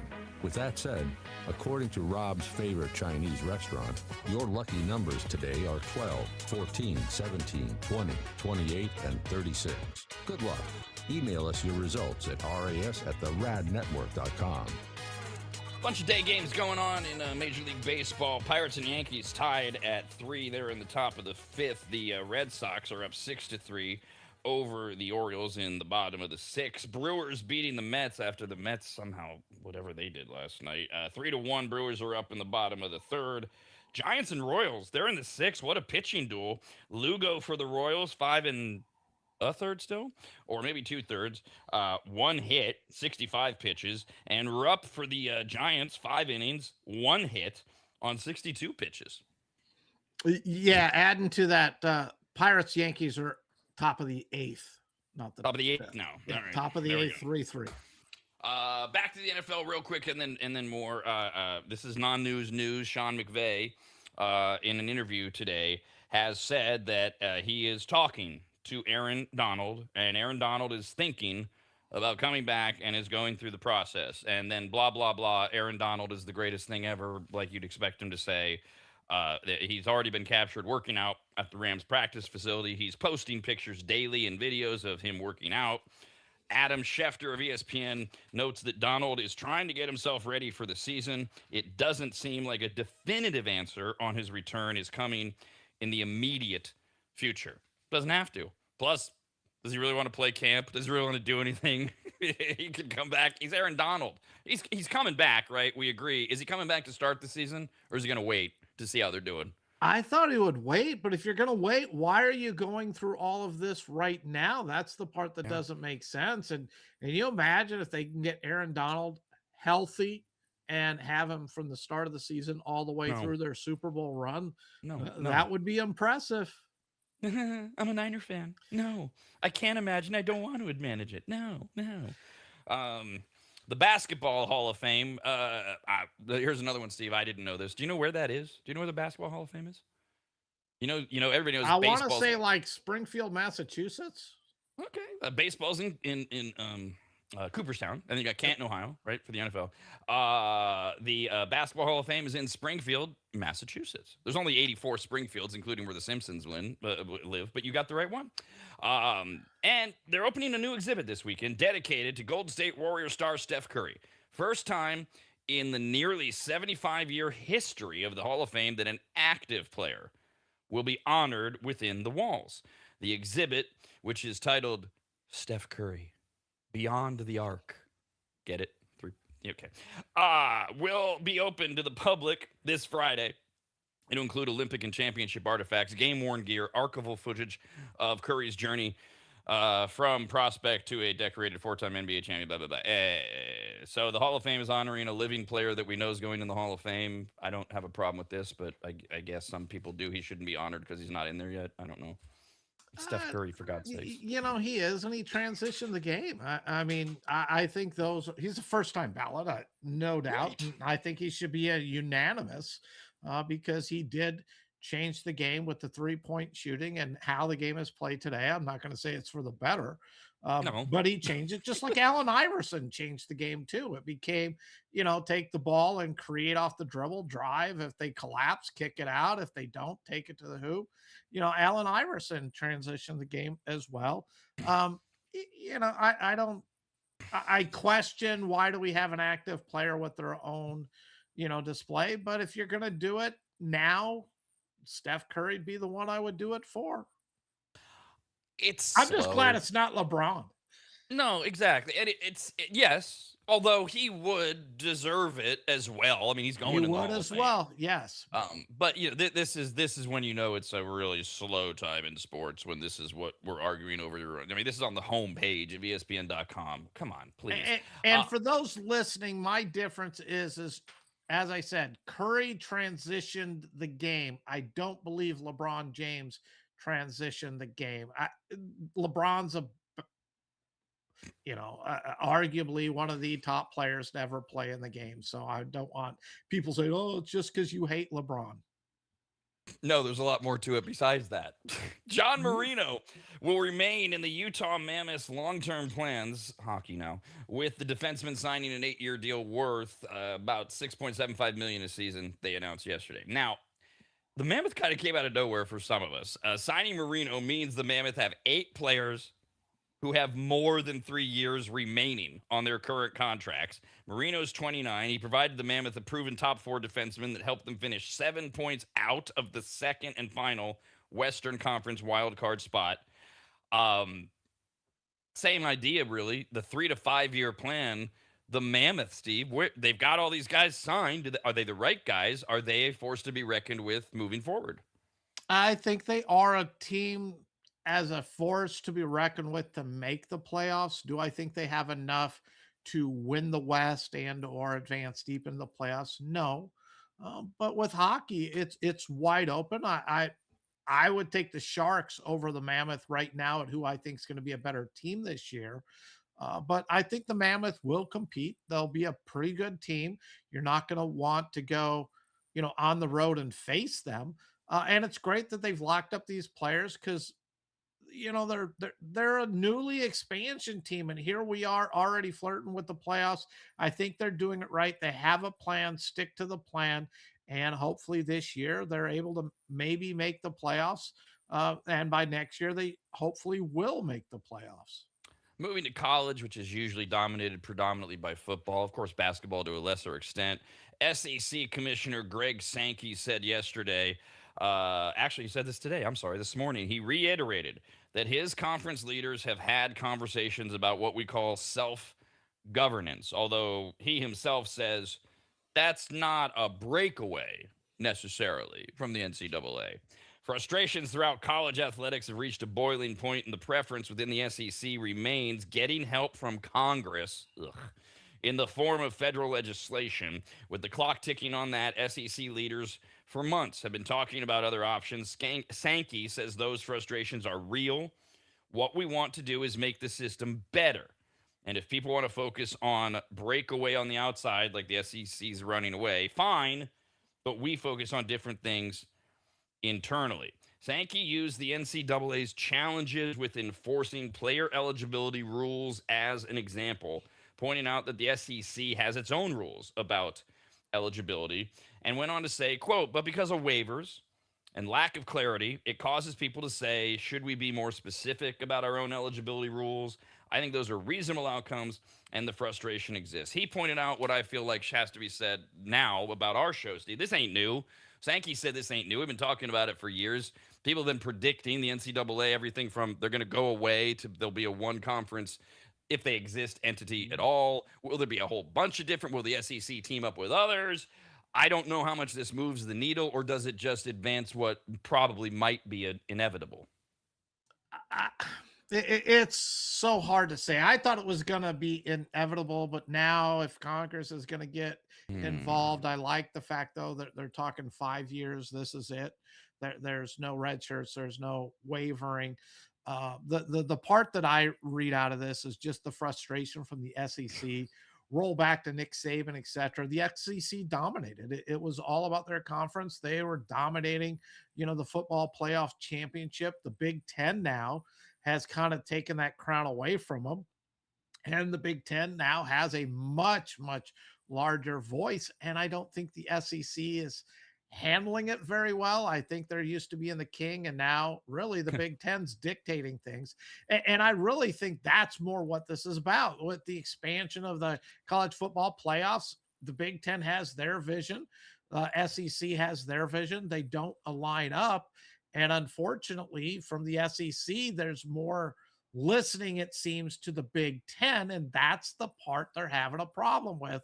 So they're like, look, I'm going to take my own ball and I'm going to break away and go play by myself over, somewhere else. And I don't think they'll do it. I don't think it's good for college sports in any way. But I think that's more of what's going on right now is they're no longer the king. Quick update from yesterday. We were talking about ESPN's clunky rollout of their latest round of layoffs with some big names, Carl Ravitch and others, all of which is at a time when ESPN is closing in on paying Pat McAfee $60 or more million a year to keep him around after they're paying Stephen A. Smith $21 million a year to keep him around. McAfee himself addressed it on his show yesterday, saying, "We hate any time this happens. It's terrible, but we're very honored we are still partnered with ESPN and Disney for the good of the sport in the future," end quote. Good way to handle that. He went on to say he acknowledged the connection that is being made between ESPN not having the money to keep some employees while seemingly having more than enough cash to further break the bank for his show and other assignments. He said, quote, "First time we licensed the show through ESPN, one of these layoff drills happened, and we got blamed. I feel like people don't fully understand budgets and where things are coming from, and I appreciate that. This time we're getting blamed as well, which I understand. But there's billions and billions of dollars in these companies, and hard decisions have to get made, and we don't like any of them," end quote. That's extraordinarily intelligent. I don't think Pat McAfee's an unintelligent guy. That's well handled, unless I'm missing something. No, I think he answered it correctly. I think part of and maybe I don't fully understand this, and I'm going to your expertise here, but there's a big difference. Stephen A. Smith works, to my knowledge, off of programs that are produced and created, etc., by ESPN. So his 20 million, where Pat McAfee is a totally standalone show. They just look, we're going to put it on ESPN. This is the contract, but ESPN doesn't pay for any of their labor or any of their show productions. Anything that they do is all done by them. And that's the reason his show is worth more, I believe, when you look at 20 million, 60 million. Well, he's going to pay everyone out of his budget. It isn't coming out of ESPN. It's all out of the production of his show.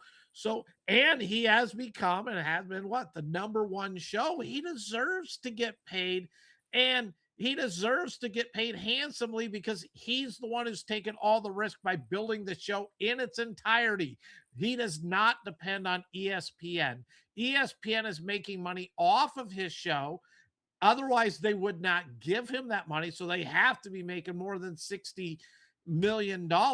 And that's where there, I believe, is a big difference that people don't understand and or look at. Am I correct? No, yeah, exactly. And people screw up and they hear things like, you're right, you're exactly right. So McAfee's worth more than Stephen A. Smith. That's not what we're saying. Stephen A. Smith, everything he does is in the ESPN studios. He works for ESPN. He also has a satellite show. Let's be clear, he ain't missing any meals. He's got a ton of side hustles as well. McAfee, not only, you're right, you're exactly right. It's cheap for ESPN. They don't really pay anything except here's the money you need to finance it, allegedly.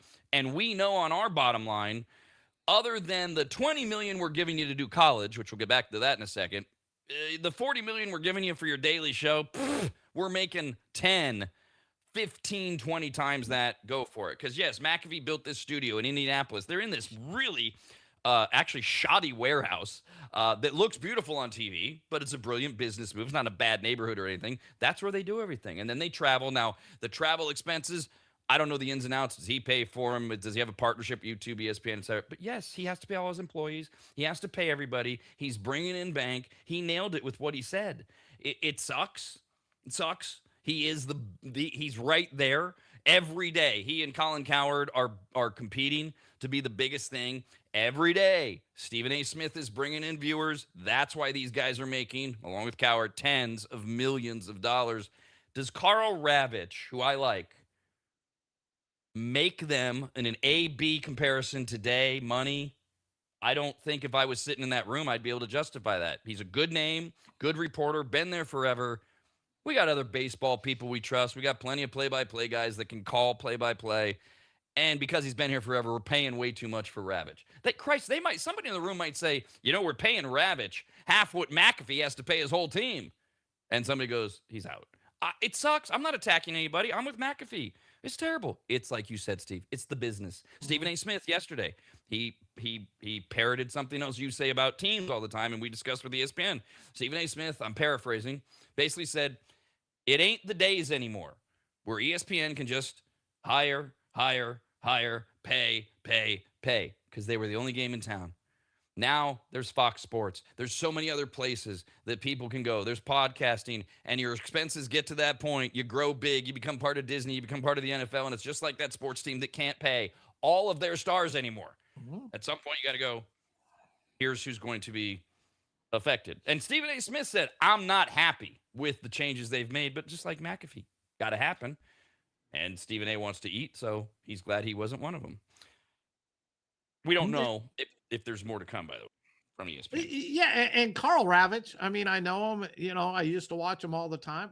I'll be honest with you. When that got announced, I'm like, oh, didn't even know he was still with ESPN. I didn't know he was doing any play-by-play because most of the time I watch any baseball on ESPN or whatever, I have the sound on a different game and I'm not listening. So, the Boomer, I mean, why are they paying him? I hate to say it. I loved him during his days.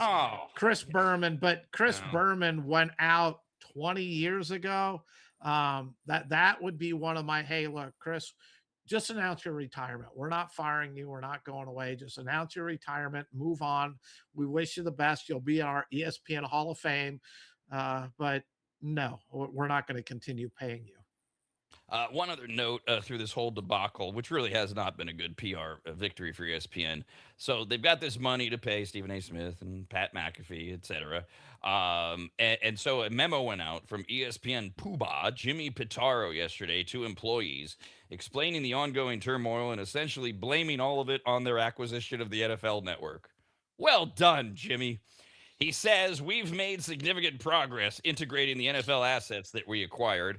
We've taken the time to carefully evaluate our teams, resources, and structure to best position ourselves for the future. And as a result, we had to make some difficult decisions. That's gobbledygook management talk for, I'm trying to look good, but we had to fire some people, and here's why, and I'm just going to throw you the red meat of the NFL network. He then went on, and he went a step too far for a lot of people. If you go to the Ryan Clark termination on Monday, he said, we're committed to treating employees with compassion and respect. Well, then you don't fire them when they're on the air.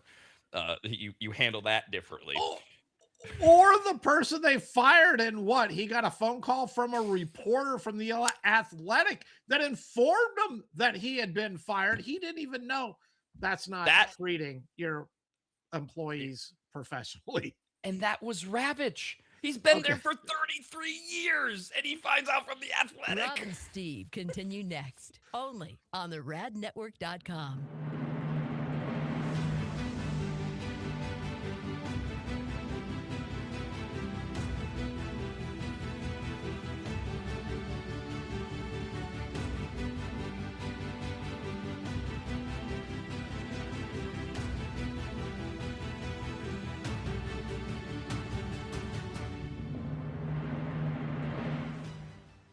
The first time Corey walked into my home, I came around the corner, extended my right hand to shake it, and said to him, wow, you're big. And that would be Corey from quickdumpsters.com. Quick is spelled wrong intentionally. Quick, QUI can charge and removed dozens of boxes of total junk, unusable dog kennels, desks that were falling apart, a worthless old smoker that couldn't be fixed, bag after bag of crap, and I can't remember what else. He was quick, spelled wrong, QUIK, quiet and clean. Well, he wasn't clean. I mean, he was. But I'm not commenting on his hygiene. I meant that his work was clean. He swept everything when he was done, and the house looked like he'd never even been there. Corey's the real deal, and I couldn't be more proud and happy to call him a brand new advertiser. His story is incredible, his dedication unmatched, and his motivation to succeed larger than he is, and that's saying something. Quotes are free. You don't even have to have them over to your house. Just send him some pics or videos, and you'll get your price, schedule your day and time, and watch someone else get that junk out of your house. Go to quickdumpsters.com. Quick, Q-U-I-K, dumpsters.com. Quick,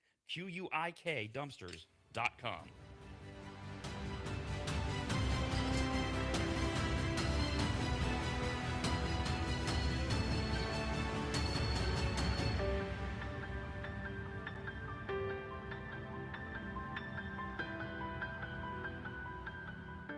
Longtime maggots will remember Greg from MAP, M-A-P, as in Maximum Athletic Performance, which guides you to better output through better ingredients, also known as nutrition. Greg has been on the Rad Show many times and will be again, as he simplifies nutrition and helps us all understand what actually works when it comes to fueling our bodies, almost all of which can be found at maptrition.com. Every product is formulated with clinical precision and backed by science and purpose, and maptrition.com has something for every fitness level, even those of us who barely have a fitness level.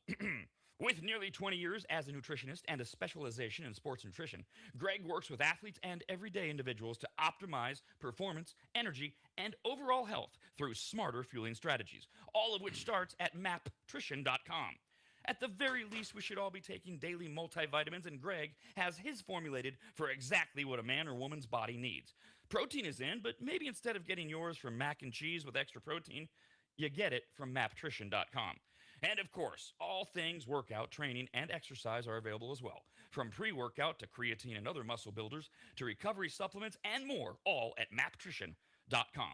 From morning breakfast essentials to post-workout recovery and everything in between, maptrition.com's full range of supplements, proteins, and wellness products are built to power your journey from start to finish. Check out all the products and find what's right for you and order it shipped to you all at maptrition.com. That's maptrition.com.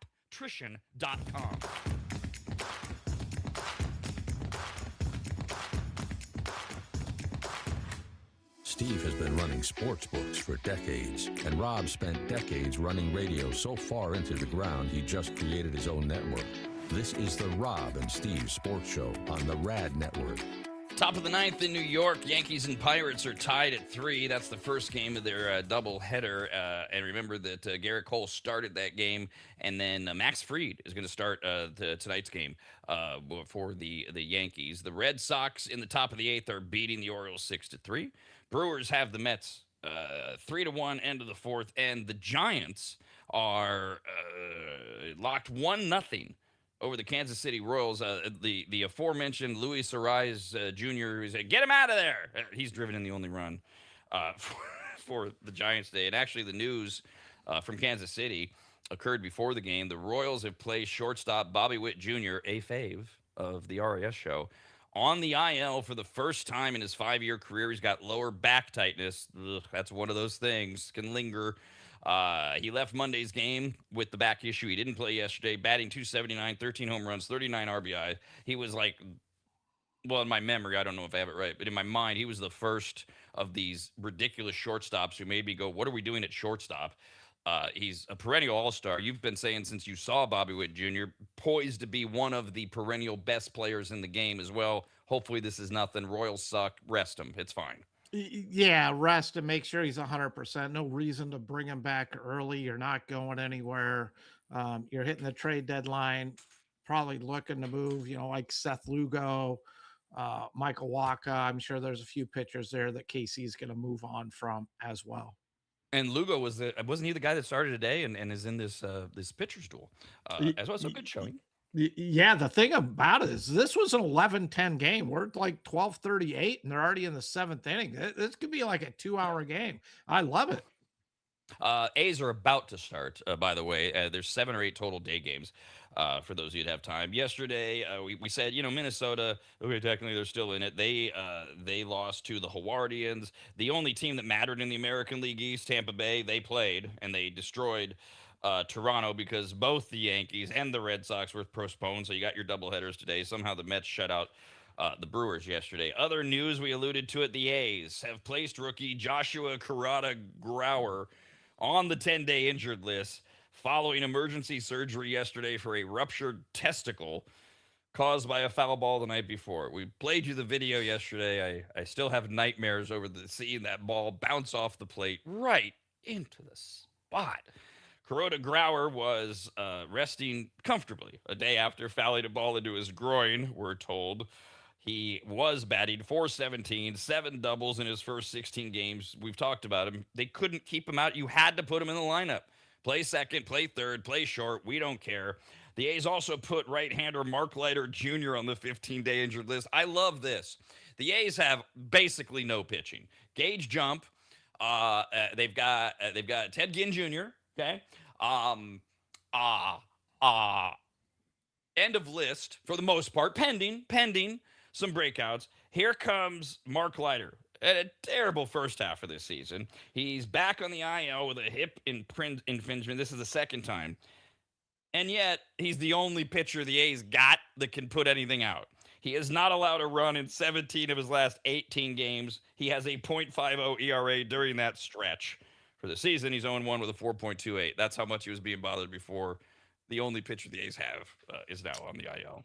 Yeah, which is where you have to go into this and just pitching only. It's only if they trade Langoliers, they better get back 3 stud pitchers back for it. You just shut your mouth. Don't trade Shea Langoliers. Last night, Eric. Oh God, yes, I was watching. Arizona led 4-2. They're going into the 9th. I had written the A's off, but it's the A's. They got their offense. And hey, 4-2. Jack Perkins started for the A's. He arrived with baseball's 3rd highest ERA amongst pitchers with at least 50 innings at 6.87. And this is the best you're going to do out of that guy.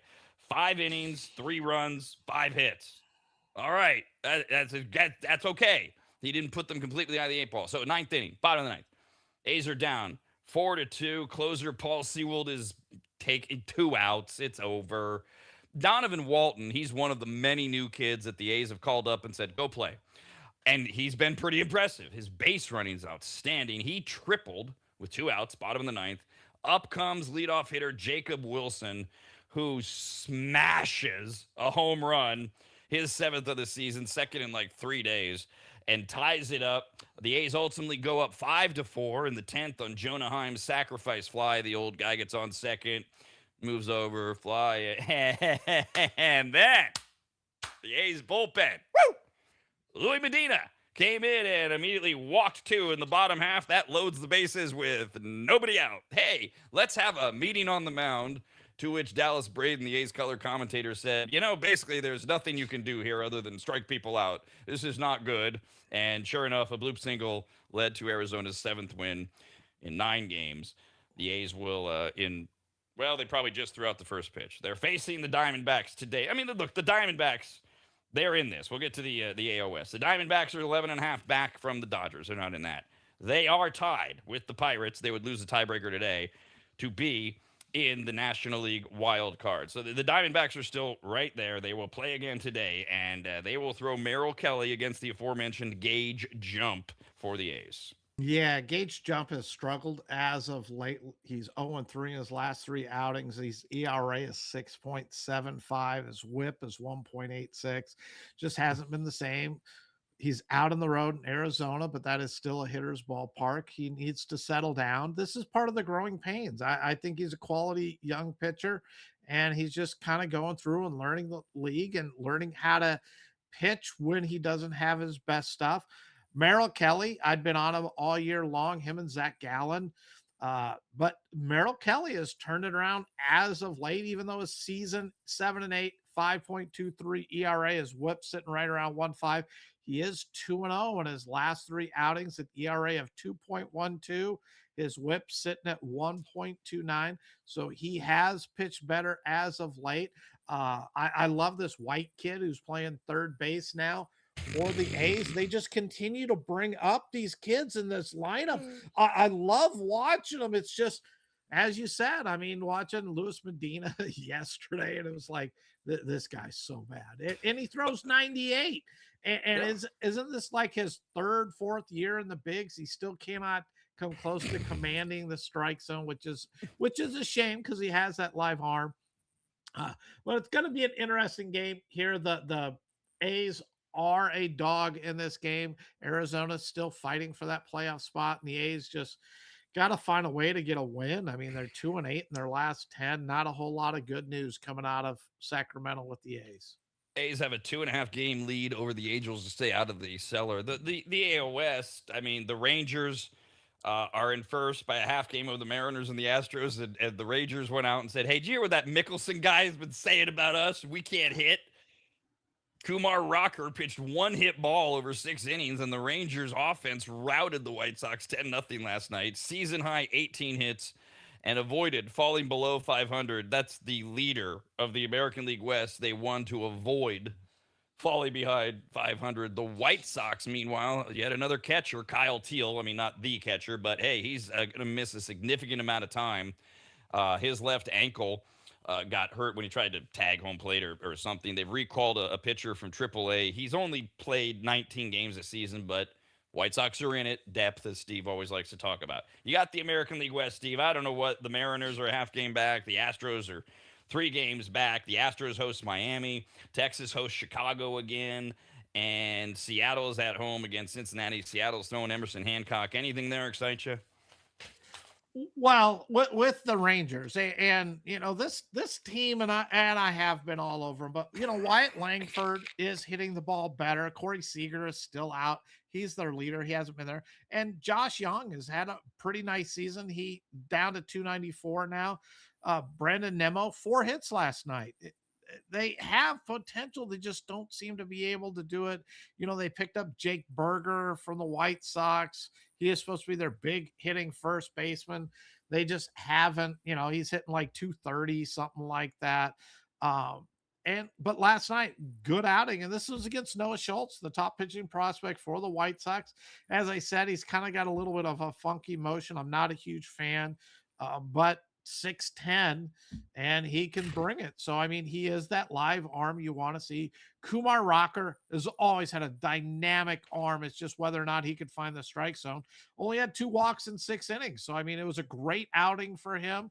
And let's see if the Rangers can continue to do it, to continue to climb above 500, or are they going to slide back down to the 500 at 51-51 on the season? You know, and it was a few weeks ago where we were saying, you know, this is the division to watch, even though they're the NFC South of Major League Baseball, because this thing is going to go down to the end. And then you look around, and you're like, actually, that's true of almost everything right now, other than the NL West with the Dodgers up by 11.5. You even can't even make a case that we don't need to pay attention to the National League Central anymore. I mean, the Brewers are up by 6, but both the Cubs and the Pirates and the all 3 are in that wild card race.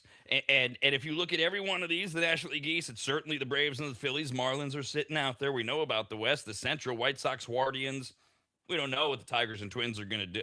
Everybody's there. Now, what changes after the trade deadline? Does it make it, okay, we don't really need to touch on this, that, and the other thing. But it's exciting to see these things, even with the subpar play of the American League West, because you got the race. You got, I've given up, quote, quote, on the A's, but I'm still holding out. Could they do a Red Sox thing in late August just for fun? They've done it before. They won, 23 games in August 2 decades ago. Yeah, but they had more pitching. They got no pitching. That's the only problem here. At least the Red Sox, when they were one of the 3 worst teams in the major leagues, was still getting good pitching. It was just waiting for their hitting to turn around. But I think this season is one of those seasons MLB dreams about. Everyone's in it. The wild card race. I mean, we're still talking about Toronto that is 9 games under 500 as still possibly in the wild card race. That should never be, but that's the way the season has unfolded. And as bad as take the Padres as they've been playing, the last month and a half, it seems they're still only 2 games out. Outside of Brewers have had an unbelievable season, and I think people still expect them to come back down to earth a little bit with the Cubs playing good ball, the Pirates now into that wild card race. The only team that is doing what we all expected is the Dodgers. Dodgers going to run away with that division. We all knew it, but every other division has been competitive. I think will continue to be competitive, and that the National League West is a good enough division that the Padres and the Diamondbacks, and I thought early on in the season, before the season started, the Giants would be in that run too as wild card teams. So even though you knew the Dodgers were going to run away with it, you thought there was a couple of teams out of the West that still would be in the wild card race. I don't think baseball could have asked for anything better than what's unfolding this season. And as silly as it sounds that the leaders of the American League West had to win to stay above 500 and all the ongoing season long, well, the American League's no good stuff.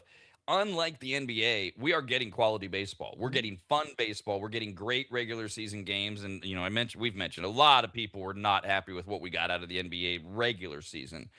Baseball, you can't say that. The ABS and everything else, the pitching, the young stars, we're getting great games. And baseball's in that position. This is the other thing they love about it. Here you are post All-Star break and nothing else is going on. Soccer's over. Summer league's over in the NBA. We're stretching to find stories out of the NFL. We're making up controversy over Steph Curry having a wing in the Hall of Fame. And there's baseball going, hello, look at us. We've got the best pitcher in baseball. He might get traded. We've got 23 legitimate teams that could get in the postseason. And the ABS, I think, has exceeded everybody's dreams at how great that is. Even down to catchers now are framing pitches the opposite way. They're pulling strikes out of the zone to try to get the batter to challenge. It's incredible what it's done. And you didn't even touch on the Dodger Philly game and how that disaster ended up for the Phillies. It was. Oh, sorry. I mean, you just shake your head, but this has been a fantastic baseball season to this point. The non-tradable Shea Langoliers has just singled. The A's have first and second with one out in the top of the first. We will talk about the end of that Phillies game after. One other thing that Steve texted me. You'd think he'd be happy. I'm going to bring this up. Reds reliever Caleb Ferguson understands that frustration got the better of him 2 nights ago after an expletive-laden outburst that he made umpire Bill Miller in the 7th inning. The Reds are losing 8-0, or they lost 8-0. It was a terrible inning for Ferguson. Cincinnati's infield defense during Cincinnati had a terrible infield defense play. It's a 6-run rally, turned a 1-0 game into a 7-0 game. Inning really went off the rails when a first pitch slurve to Cal Raleigh was demolished for the grand slam. We told you that story yesterday. They walked to get oops. And then more misfortune. Josh Naylor reached a comebacker off of Ferguson for a single, then a potential double play. Grounder by Cole Young wasn't turned. The inning's still going. And then we get to the moment. And I hadn't seen it till you texted me the story. Then I watched it. It's over the top. You can see it. Victor Robles chopped up the middle, Cheta Chopper up the middle.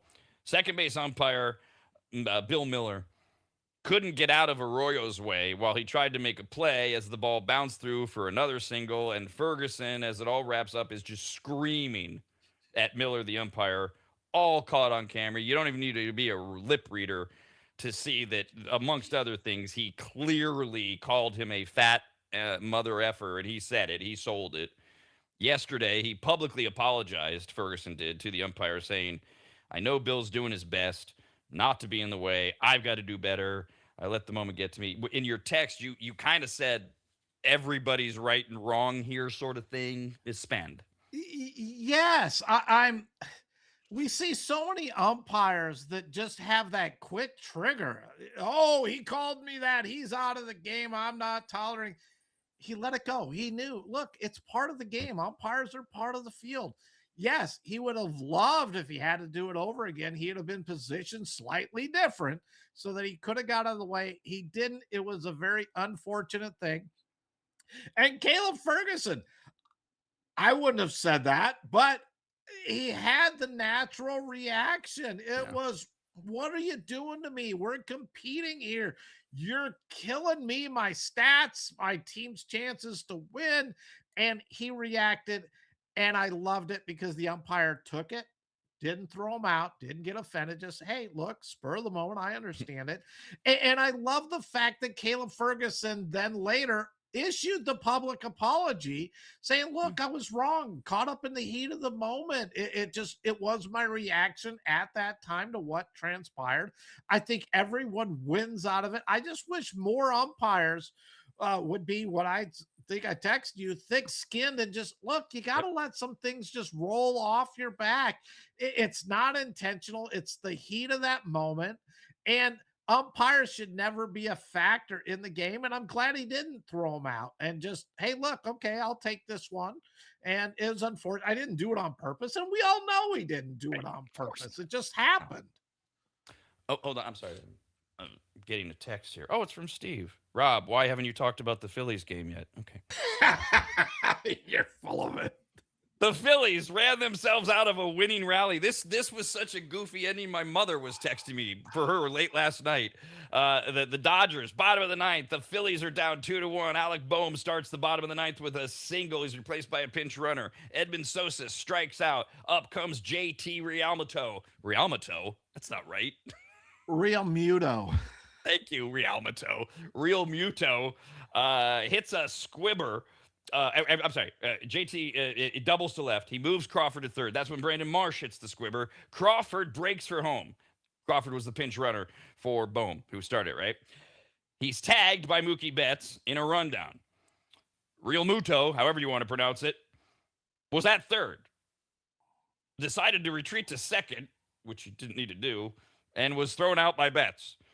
The Dodgers executed a 5-2, 6-4 double play, ends the game. Afterwards, whatever we're calling Real Muto took blame and said, there was no reason for me to go back to second. That was just a bad play, end quote.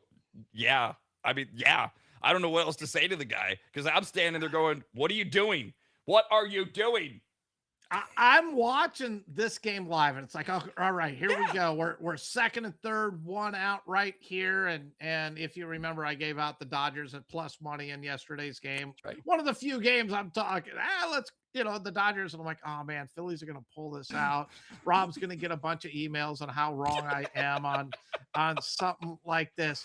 And they hit it. And the part is, you see the rundown. In Little League, Right. just stand on the bag. The umpire is going to come back because the runner who already occupied it has the right to it. So if he's able to get back to it, they'll tag you out, and Real Muto, you're gone. But we got the faster guy and Justin Crawford on third base anyway.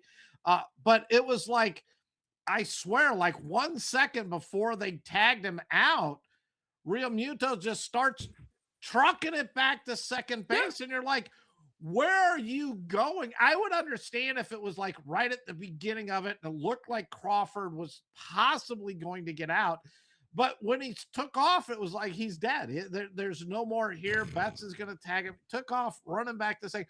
And on top of it, and they don't even talk about it because the game ended, the batter didn't even go to second as all of this is going on. I mean, he should have stayed at third. The batter should have been on second. They should have had second and third still.